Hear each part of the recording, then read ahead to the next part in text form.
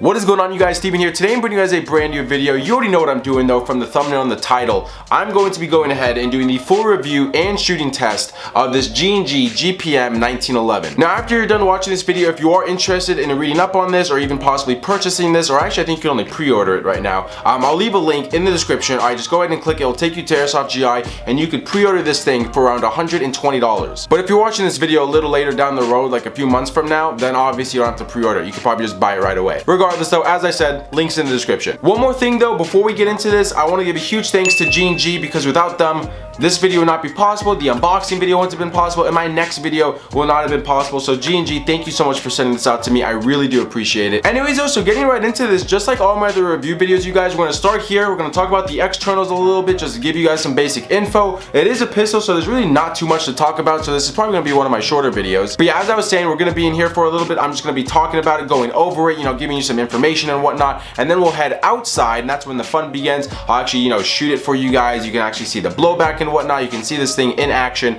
and that's when I'll actually do the shooting test as well, which will be the chrono, accuracy, and the damage test. Alright, so hopping into this review, first off, I just want to let you guys know that when you buy this, you actually do get this hard shell case. It is plastic, so it's not like some heavy duty case, but it is nice, and it's different that you get a gun case. Usually when you buy pistols or any airsoft gun for that matter, it just comes in, you know, like a cardboard box, you know, with maybe some styrofoam cutouts and stuff like that. So this is a little bit different. It's cool, it's unique, and G&G actually did the same exact thing for their GPM92, which was like their M9, I believe. But yeah, I think it's pretty cool. Anyways though, so setting the case aside, getting to the actual 1911 itself, so starting with the slide here and the lower, it is full metal. Everything is metal on this, and that gives it some pretty damn good weight. And on the slide, we actually have quite a few trades, and it's nice because it's actually stamped into the metal. It's not just like painted on cheaply. It's actually, you know, it's stamped into the metal. It's high quality. So it reads GP model of 1911A1, cal 6mm, training and simulation only. Then you have like a G&G logo,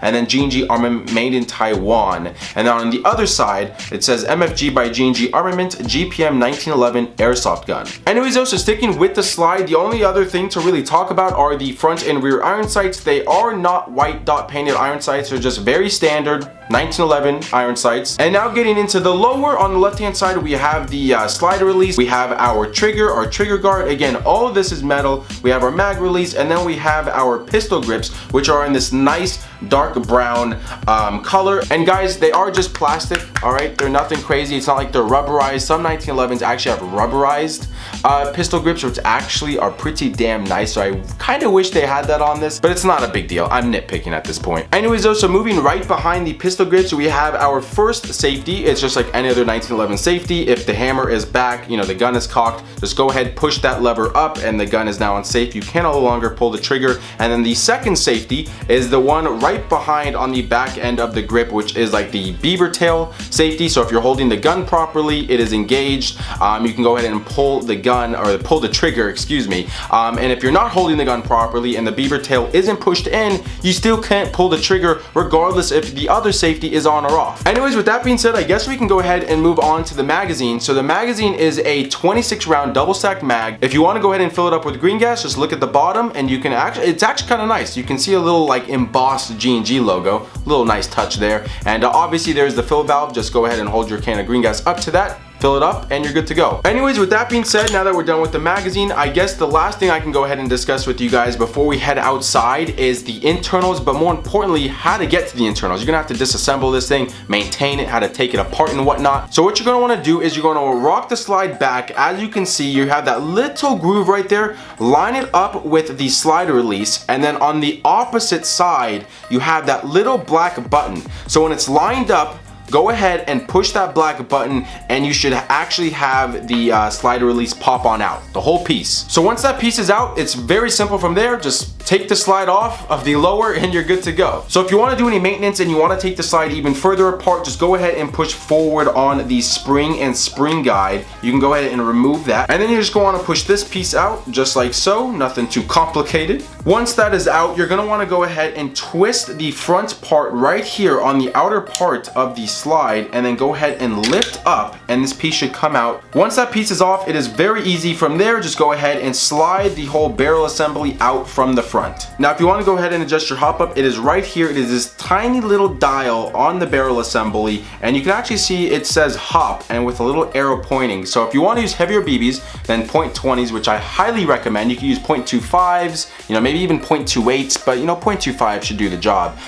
Just go ahead and adjust your hop up accordingly. So now that I just showed you guys some of the internals, how to take the gun apart, you know, how to disassemble it and whatnot, I guess now is the proper time to talk to you about FPS, you know, some of the internal parts and whatnot. So I believe G&G says you should be getting anywhere from 300 to 330 FPS with .20 gram BBs. So if you want to use this in a CQB field, you can definitely do so. Now, in terms of the one, you know, different or unique internal part of this 1911 is it has this like cylinder whirl valve, which basically just makes this thing a lot more gas efficient than any other 1911, or that's what it aims to do. However, I'm being brutally honest, you know, 1911 mags are very thin, they're very skinny, the gas chambers or the reservoir, they're just not very big, okay? So that's why most or very popular 1911s out there, gas blowback 1911s, are run off of CO2.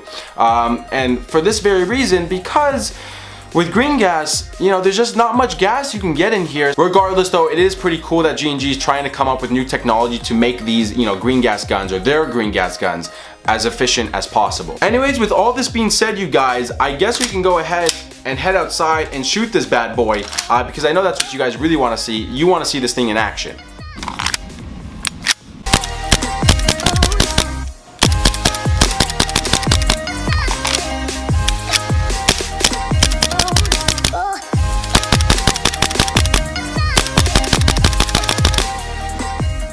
Alright, so let's go ahead and get to the Chrono test. I have the Chrono here programmed for .20s, got .20s in the magazine, and I just filled it up with some green gas. So let's go ahead and take the first shot. Let's rock the slide back, and here we go. Shot number one, again, .20s. Here we go. 318.6, 321.5, 321.2, 320, 320, 321, 318, or 319, basically 320, 318, and 317. So there's 10 shots. So basically right around the 320 range. So you could definitely use this for CQB. I am though pretty impressed with the consistency. It's all right around 318 to 321. So seriously, right around 320 FPS.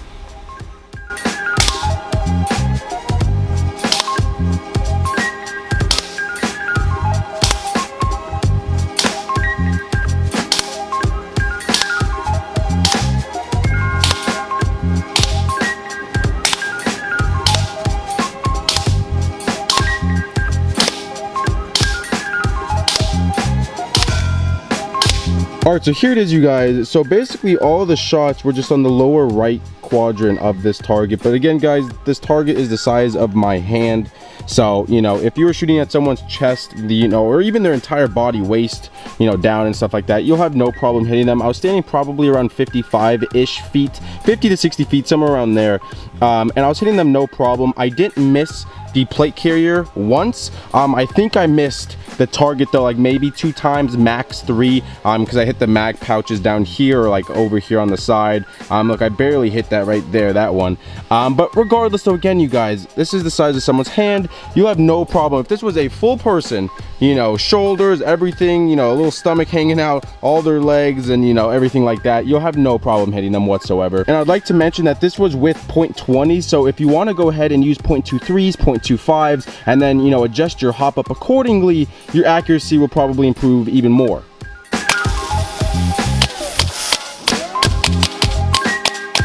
Alright, so my camera is officially drenched as usual after I get done with these damage tests. But here we go, let's see the damage. It actually did some pretty good damage. I thought the first few were maybe gonna bounce off, but no, oh wow, they actually went right through. I was not expecting that, especially with this only shooting 320 FPS. Regardless though, this damage test is not like an AEG for that matter, because we did not make this into Swiss cheese. But then again, this is a gas blowback. You know, I can only shoot this so many times so fast. But yeah, look at all those BBs in there. Not too shabby though, but regardless, let's go ahead and head inside and we will wrap the video up from there.